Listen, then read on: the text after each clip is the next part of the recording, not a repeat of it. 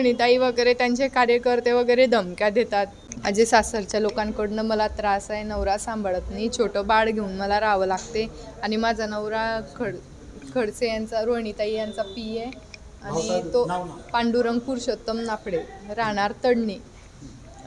तो एका घोटाळ्याच्या याच्यामध्ये गुन्ह्यामध्ये फरार आरोपी आहे. त्याच्यामुळे ते मला पैशांसाठी खूप त्रास देतात. मुलीला सुद्धा वागवत नाही. नेमका त्रास काय देतात? त्रास पैशांसाठी देतात, मारझोड करतात. जसे मागले तसे भाऊ देत गेला, वडील दिला.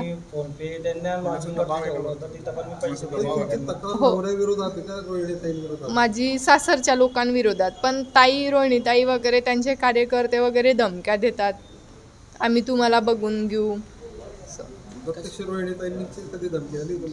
ताई पण देतात आणि पदाधिकारी पण देतात. त्यांचे ते नाही माहिती मला, पण ते देतात. काय म्हणतात की बुवा आम्ही गुन्हा दाखल केला वगैरे, आमचं नाव घेतलं तर आम्ही तुम्हाला बघून घेऊ. त्या दबावाखाली मी आतापर्यंत गुन्हा नोंद नाही केला, पण माझ्या आणि मुलीच्या भविष्यासाठी मी आता गुन्हा नोंद करते.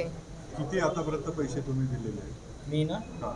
मी अशी कॅश त्यांना 30,000 दिलेले होते आणि असे ऑनलाईन त्यांना लॉजवरती दिलेले आहे. तो फरार आरोपी असताना हॉटेलमध्ये राहिला. पैसे दिलेले आहे. रक्कम किती दिलेली आतापर्यंत? रक्कम तशी जशी लागली तसे सामान पण घेऊन दिलेलं होतं बरोबर. त्याला सोनं वगैरे ते दिलं, त्याने मोडून टाकलं, माझं पण मोडून टाकलं आणि आपल्यावरती खोटे आरोप करतो तो. काय मागणी? रोहिणीताई असं म्हटलं होतं की तो पांडुरंग नाफडे त्यांचं पीए कधीच नव्हता. नाही, होता तो पीए. तुम्ही रेकॉर्ड काढू शकतात त्यांचं. आता त्यांनी माझी पीए घोषित केलेलं आहे त्याला. मला आणि माझ्या मुलीला न्याय पाहिजे. मी मुलीला त्याला देऊ शकत नाही, कारण आमच्या दोघांच्या जीवाला धोका आहे त्याच्यापासून. आता तुम्ही पोलीस संरक्षणाची मागणी केली, तुम्ही म्हटलं की जीवाला पण हो, माझ्या परिवाराला आणि मला, माझ्या मुलीला जर काही झालं तर कडचे परिवार, नाफडे परिवार आणि त्यांचे कार्यकर्ते लोक जबाबदार राहतील.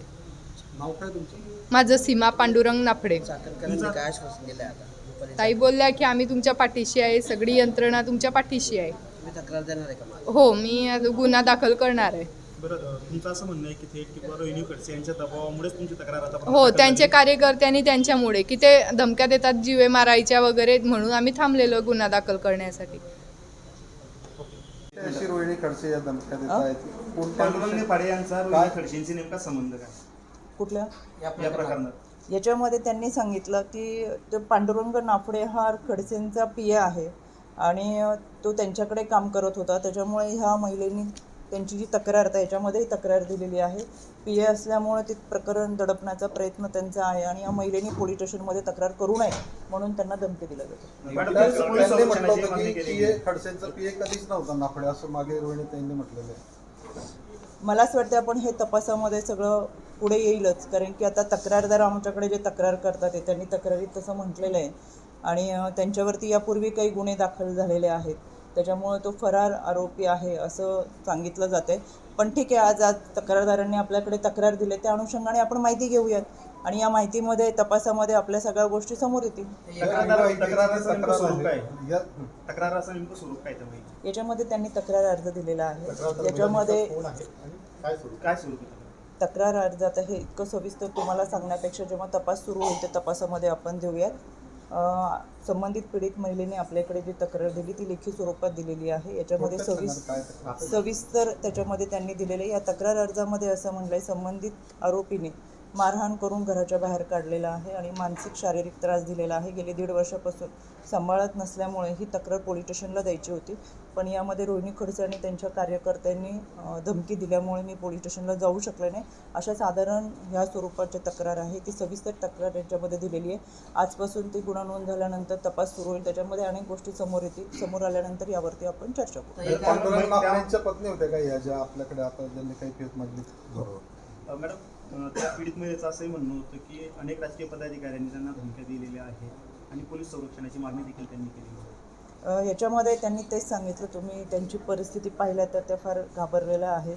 त्यांना कदाचित ह्या लोकांनी धमकी देऊन किंवा त्यांचं एक वाक्य होतं, आता मी ते सांगत नाही की आम्ही कशा पद्धतीने मारू शकतो, त्याच्यामुळे त्यांना ती भीती बसली असल्यामुळं कदाचित त्या तक्रार नोंदवायला की तक्रार नोंदवल्यानंतर पुढे आम्ही काय करू शकतो अशाही धमक्या त्यांना त्यांच्या बोलण्यातून सारखं येत होतं. तरी सविस्तर आमचा जिल्हा महिला बालविकास आणि भरोसा असेल त्यांना विश्वासात घेऊन सविस्तर विचारून घेऊ. मला वाटत नाही त्यांची मानसिक स्थिती ही घाबरल्यामुळे ते आपल्याला सविस्तर सांगू शकलेल्या नाहीत. पण आपण त्यांना विश्वासात घेऊन संपूर्ण माहिती घेऊयात त्यांच्याकडून नक्की काय झालेलं आहे. पण हे अत्यंत चुकीचं आहे. कोणत्याही व्यक्तीवर अन्याय झाला तर पोलीस स्टेशनला तक्रार दाखल केली तर पोलीस ही कारवाई करत असतात. पण त्या पोलीस स्टेशनपर्यंत ही तक्रार देण्यासाठी किंवा पुढे येऊन नंतर परत तक्रार दिल्यानंतर आपलं काय होईल या भीतीपोटी ते आलेलं नाही आहेत. हे अत्यंत धक्कादायक आहे. पण पोलिसांनी ती जबाबदारी घेतलेली आहे. संबंधित पोलिसही चांगल्या पद्धतीने त्याच्यामध्ये त्यांना सहकार्य करतात. पण स्थानिक पातळीवरती राजकीय गुंडगिरी मला ही दिसते आहे. त्याच्यामुळं राज्याचे गृहमंत्री अतिशय सक्षमपणे काम पाहतात. त्यांच्याकडे मी जरूर 2 दिवसामध्ये ही तक्रार अर्ज पाठवून देईन.